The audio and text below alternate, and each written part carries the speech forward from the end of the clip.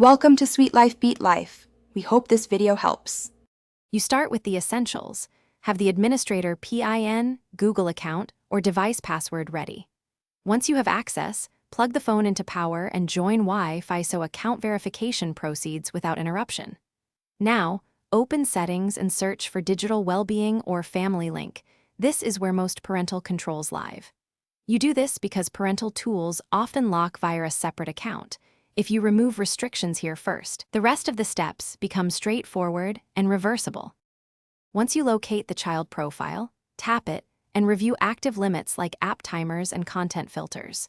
You should choose Remove Supervision or Disable Individual App Limits. This preserves installed apps and settings while removing restrictions. Make sure to confirm with the admin PIN or sign into the supervising Google account when prompted, because Android requires authentication to protect children. After confirmation, the device will update permissions and apps will regain full functionality. You finish by restarting the device and testing key apps to ensure restrictions are gone. If limits persist, remove the supervising Google account under Settings Accounts. This severs management. Make sure to back up photos, messages, and app data first.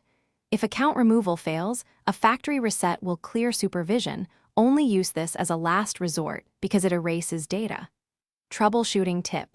If sign-in fails, verify the supervising account password on another device before resetting anything.